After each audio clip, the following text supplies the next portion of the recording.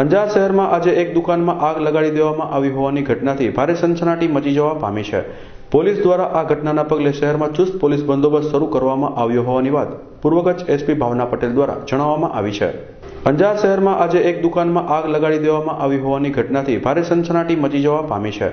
Police દ્વારા આ ઘટનાના પગલે શહેરમાં ચુસ્ત પોલીસ બંદોબસ્ત શરૂ કરવામાં આવ્યો હોવાની વાત પૂર્વ કચ્છ એસપી ભાવના પટેલ દ્વારા જણાવવામાં આવી છે।